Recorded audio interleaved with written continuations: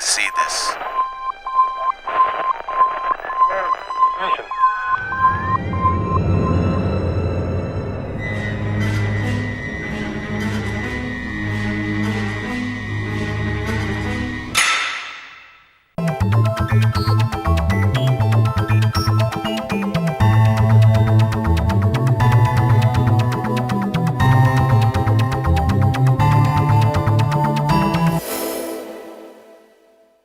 O programa Destaque de hoje vai falar sobre o livro A Saga de Will.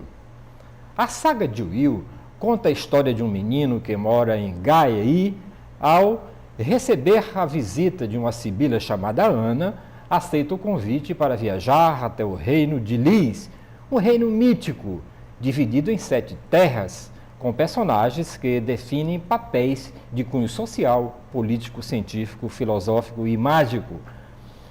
Primeiramente, a viagem dá-se através de notas musicais, onde as experiências vividas por Will, Ana e Felipe, o representante das matas de Lis, são em análogo aos diferentes estágios da cognição do homem.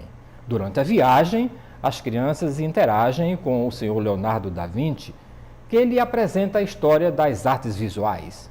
O rio Lete, rio do esquecimento, separa o reino de Lis do mundo de Mus, que, em analogia à alegoria da caverna de Platão, é o mundo das ideias inteligíveis. Nesse mundo, o William de Lis percebe que o universo ordenado não mais é ao molde primevo das gregos e aprecia a desconstrução das artes através da filosofia moderna. Para mim, o livro apresenta conteúdo e domínio de forma onde a autora esculpe a história sem utilizar a jornada do herói. Os personagens brincam com a forma da história, onde o espírito intelectual emociona e evolui. A autora, que está aqui comigo no nosso estúdio da FGF TV com muito prazer, a Sheila Pereira Mota Furtado, é graduada em Pedagogia e pós-graduada em Psicopedagogia, estudou na Escola Psicoterapia Psicanalítica de Fortaleza, aperfeiçoando-se em terapia psicanalítica e introdução à filosofia. Sheila, muitíssimo obrigado pela sua participação aqui no programa Destaque pela FGF TV. E a primeira pergunta que eu lhe faço, como foi construir esse belo livro aqui, A Saga de Will? Sem a jornada do herói, lendo o livro, eu não consegui encontrar tristeza no personagem principal desse livro, nenhuma emoção, nenhum medo e de perder tudo, de perder a sua vida. Ao contrário, eu encontrei um personagem que apenas evolui desde o começo da sua jornada. É verdade. O Will, que é o protagonista da minha história, não há um sofrimento assim físico nessa criança. É um menino a priori destemido que, após receber o convite da sibila Ana, dos Cristais de Lis, aceita assim a fazer a viagem com ela de uma forma totalmente destemida. E quanto à sua pergunta, por que não há esse sofrimento, né? Eu penso que o homem, na sua sede pelo saber, de apreender o conhecimento, não deixa de sofrer. Então, é um sofrimento que existe, mas de uma forma sutil, digamos assim. Não é aquele sofrimento do corpo físico, onde ele tem que expressar aquele sofrimento com lágrimas, com desespero, que mais adiante eu digo que o sofrimento, o desespero é o declínio da alma. Então, é um menino, assim, digamos que mais evoluído, né? Porque, na verdade, o Will trata-se de um semideus. Ele é filho de uma ninfa com um ser humano. Daí, então, ele ter recebido essa dádiva de ser uma criança evoluída em todos os sentidos. Como foi para você construir, formatar esse livro do ponto de vista literário, caminhando por esse mundo, né, de ilusão, que não é ilusão, na realidade, né, você faz uma trajetória às personagens, Sócrates, Platão, Leonardo da Vinci, eu encontrei até Camus, mais tarde você fala em Camus, por que foi que você viajou através do conhecimento desses personagens históricos? Na verdade, se você partir do pressuposto de que vivemos uma ilusão porque somos enganados, podemos ser enganados pelos próprios sentidos, então tudo o que nos cerca é ilusão. Então eu pensei o seguinte, eu tenho vontade de escrever uma história, isso era desde criança. Então eu pensei, Pitágoras e os seus seguidores, eles acreditavam que as mesmas proporções numéricas usadas para medir os sons harmônicos de uma escala musical também serviriam para medir a distância entre os planetas. Aí eu pensei, bom, eu posso me utilizar desse pensamento usando a minha viagem através das notas musicais. E cada nota está de uma forma assim muito intrínseca toda a evolução cognitiva.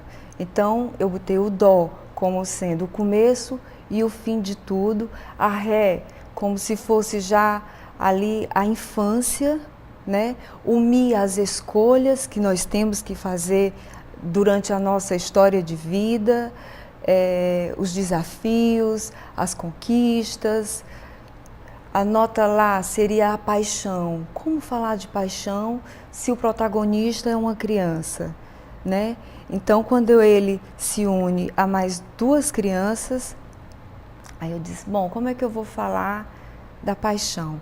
Então, os meninos adormeceram e daí a história vai se dando e quando eles têm a oportunidade de sair da nota lá, que é a paixão, eles vão para a nota si, que é o cosmo, mas aí no meu livro eu fiz assim, eu coloquei o cosmos, porque eu voltei um pouco na minha própria história de vida, quando eu, lá na minha cidade, em Crateús, assistia ao programa Fantástico e tinha um quadro no Fantástico daquele astrônomo, o Carl Sagan. Exato, muito obrigada. Então, ele tinha aquela construção do cosmos, aquela aeronave, não era? Então, eu me transportava para aquela aeronave no momento em que eu assistia ao programa e na minha história eu me transportei através desse pensamento, através desse passado que eu tive e fiz uma alteração aí em nome da licença poética, não botei o cosmo e sim o cosmos, né? Daí onde também tive a ideia de criar o aerolis, como se fosse aquela máquina. Eu me vi naquela máquina, naquele momento, dentro do aerolis, para fazer essa viagem transcendental. Você chamou se eu não me engano, de aerolis 300? Tem o aerolis 300 e tem o 700. O 700, é, né? isso mesmo. E porque um é mais evoluído do que o outro, eu vi isso aqui, eu achei em interessante termos isso. de capacidade, porque aí quando você vai... O 700 levar 7 pessoas, né? Eu gosto muito de números ímpares. Então, são 7 terras, tem o aerolis 700... Que carrega 7 pessoas, que né? pode até conduzir 7 pessoas. E tem o aerolis que dá para uma pessoa, 2 pessoas no máximo, que é esse outro. Então, aí eu acho que entra a ilusão, a magia, e coloquei os ventos, aí entram os ventos, né? A canção dos 4 ventos, aquela coisa toda. E por que o encontro do seu personagem com Leonardo da Vinci? Porque o Leonardo da Vinci, na história, né, quando os hereges eram queimados em fogueiras, ele já projetava o avião, o submarino, o helicóptero, né? Por que esse personagem, Leonardo da Vinci, para falar das artes, como você fala aqui? Porque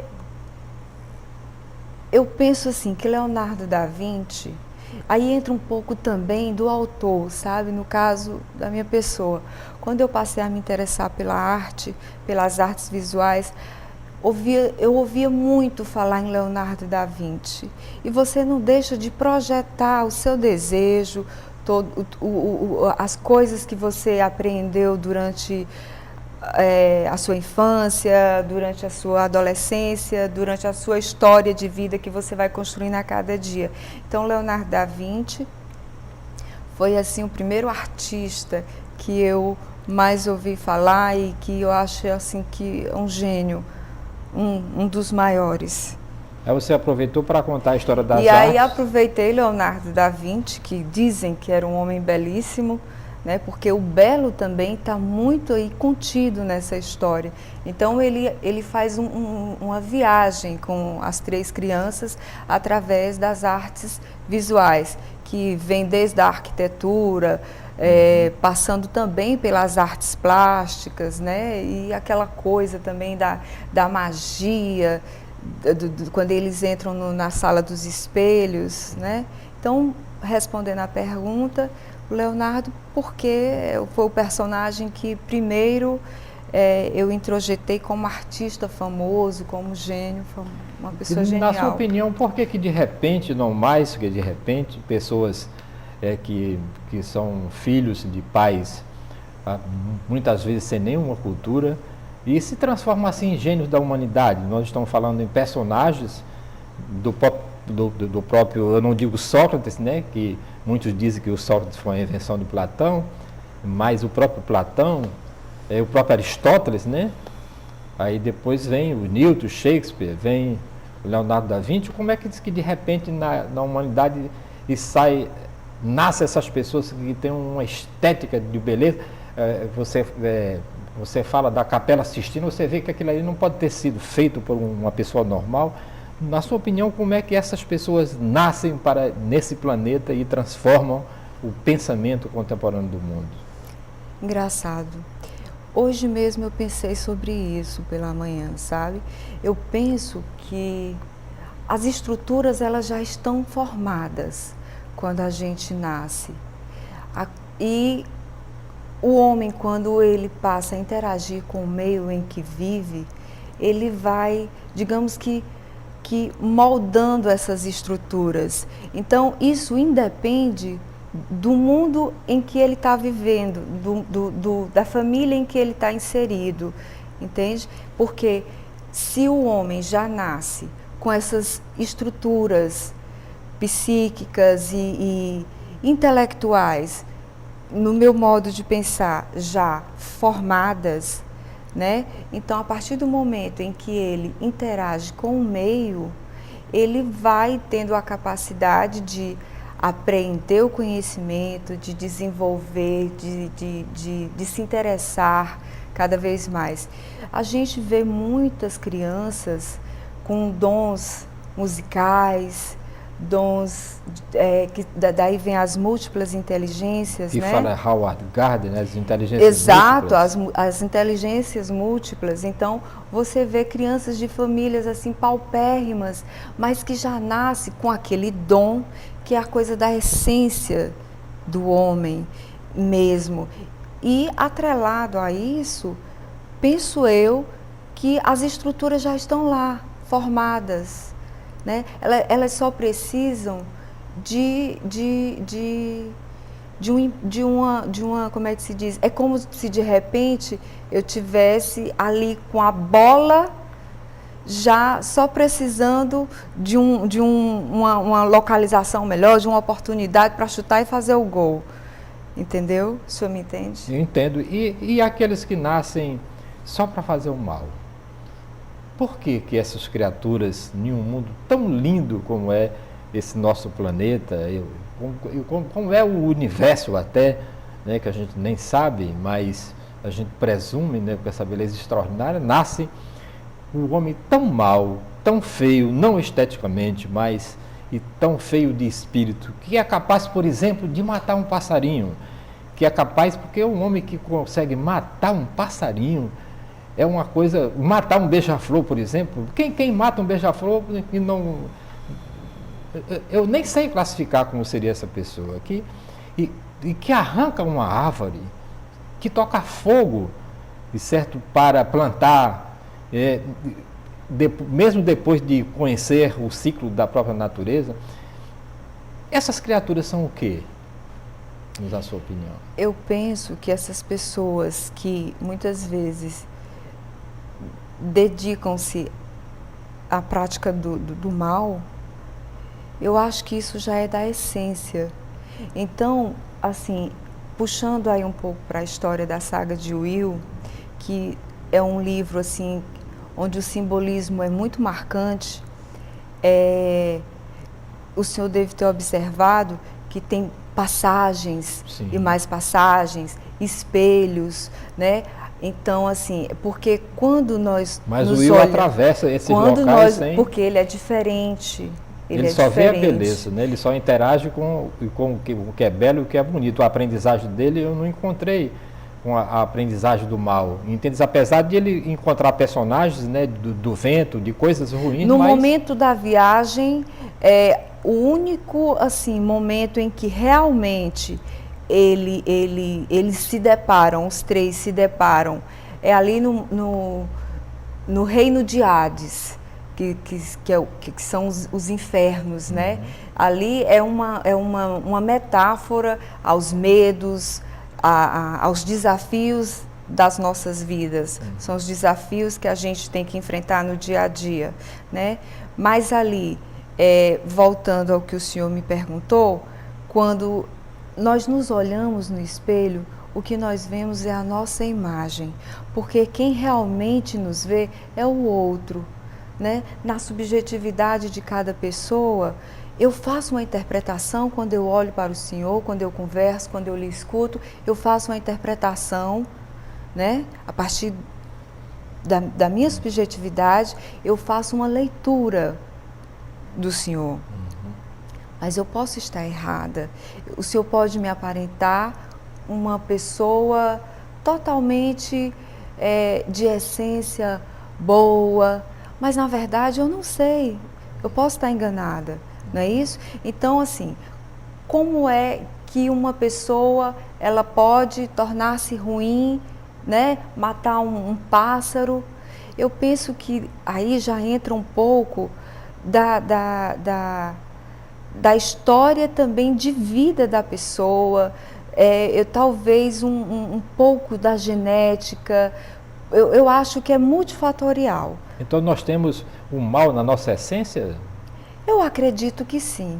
E como também temos o bem, exatamente, o bom, o maravilhoso, eu acho o belo. que são essas pulsões, sabe? São essas pulsões. Assim como a pulsão de vida e a pulsão de morte. A pulsão de vida, ela seria, digamos, as pessoas que gostam de viver, que primam pela vida, né? De proporcionar também uma forma positiva para o outro também no seu dia a dia. Então, eu penso que seria mais ou menos dessa forma. O lado bom, a essência boa seria essa pulsão de vida. E a pulsão de morte seria essa de destruição, essa em que o sujeito ele não está preocupado com o bem-estar do outro, porque também ele está doente, né? Então, eu acho que é mais ou menos por aí. E tem outros caminhos também, que a gente não vai entrar aqui numa abordagem maior, porque você já pode dizer, tem a religião, né? Para os céticos talvez não, para os cientistas pode seguir por um outro prisma. É verdade. Né? As estruturações psíquicas, elas estão lá, né? Depende de como esse sujeito ele vai perpassando psicologicamente, recebendo esses cuidados, porque vai desde do pegar, quando a criança nasce, e tudo isso é muito importante para que o sujeito desenvolva-se mentalmente saudável, né? Mas na verdade, como diria Freud, como disse Freud, não há um sujeito normal. Você pode ser psicótico, histérico, né? Com certeza. E o anormal seria ser o normal, porque a qualquer hora, qualquer um de nós pode surtar. Com certeza. Agora, eu queria que você me falasse aqui o seguinte. Quando você, principalmente o escritor do primeiro livro, não sei se esse aqui é o seu primeiro livro. Meu primeiro livro. E por que você utilizou não só a beleza gráfica aqui do livro, mas são ilustrações belíssimas, eu acredito que inéditas, né? Aqui, né, que sim, você colocou foram aqui criadas pelo meu marido. Pelo Isaac, né? Furtado, né? Eu achei absolutamente de um livro feito de um papel caríssimo, né? E por que você, quando pensou em produzir esse livro, pensou exatamente nessa estética? Eu queria mostrar aqui, por favor, o livro dela, em cada capítulo, tem uma ilustração belíssima. Eu queria que você explicasse para a gente, né, por que essas ilustrações são assim, tão belíssimas, combinando inclusive com a história, né? Como se fosse uma história em quadrinho, né? Eu não estou vendo. Tá vendo? Bom, aí na nota Mi, que são as escolhas, eu peguei o capítulo, a cada capítulo eu cheguei para Isaac e disse, olha, Isaac, eu gostaria que você desenhasse um labirinto, porque é assim que eu imagino, é assim que eu coloquei na minha história. E ele foi tentando e às vezes acontecia de eu não gostar muito, ele sofreu um pouco para desenvolver essas ilustrações que são aquareladas. Isso. E acabou que deu tudo certo. Aí é o mapa mapas, do né? reino de Hades, né? Que é o momento em que os meninos chegam na nota Mi, que são exatamente esses desafios, essas escolhas que nós temos que fazer. Então, eles ficavam meio apreensivos, assim, porque eles iam passando... As tempestades, aqui, olha, o barco de Caronte, né?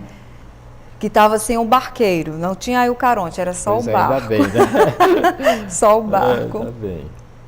Aí são as árpias, né? Porque esse livro, a história toda, ela é muito calcada na filosofia, na mitologia grega. Por que a mitologia grega? Porque os gregos, eles tinham como ideal a pedagogia, que era produzir conhecimento, aprender o conhecimento, transmitir o conhecimento. Então, a história de paideia, né? A educação integral. Exato. Né? A juventude, ela era muito assim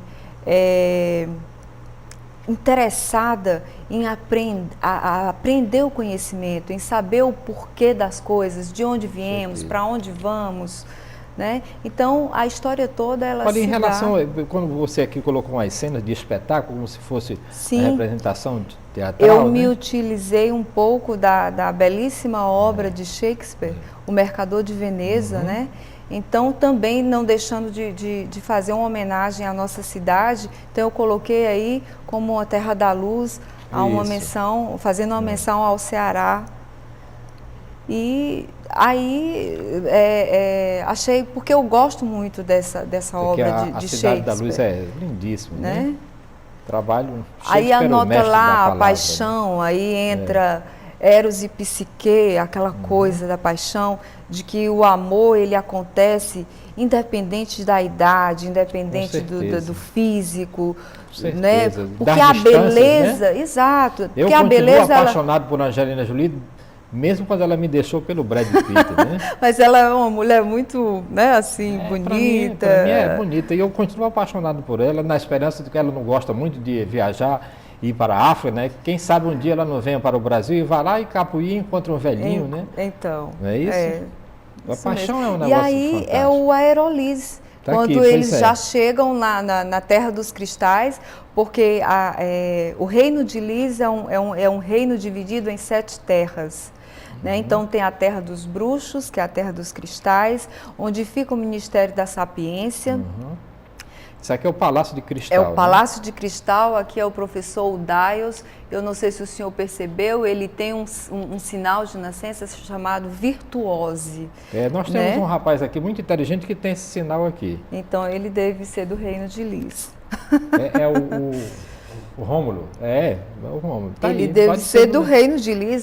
Qualquer um aqui pode ser do reino de Lis, quem sabe? Com certeza, fantástico, fantástico. Eu achei o seu livro muito peculiar, não só pela falta da jornada do herói, né? Em todo romance que a gente encontra. Eu fico lhe devendo, fica para o segundo que eu já estou escrevendo. Mas né, por essa caminhada, certo? Aqui, o livro... essa ilustração, perdão, eu acho... Aqui é uma analogia ao banquete de Platão. Sim. Então, os meninos receberam um convite para irem a um jantar no Palácio Douro, na terra nobre de Lis, né? Então, é no Principado do reino. Eu sempre sonho com educação à distância de 10ª geração, quando eu digo que aqui a educação à lago, distância nós podemos entrar nesse reino aqui e estudar através da educação à distância, sim, através de alta tecnologia. Nós vamos ter a oportunidade de os nossos alunos um dia, em vez de estar jogando videogame, entrarem no videogame, conversar com Platão, ir no simpósio de Platão, acompanhar Sócrates, conhecer a história da humanidade do jeito que a senhora imaginou.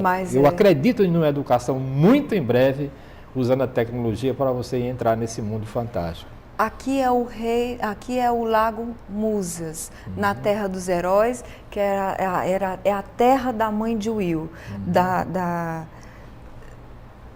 exatamente, da terra. Então, aqui é uma representação de todas as ninfas, de todas as musas que representam as artes, o teatro, a literatura, o conto. E qual é a diferença aqui das matas de Lis, né, para as nossas matas? Onde é que você encontrou? Bom, porque isso daí é um mundo globalizado.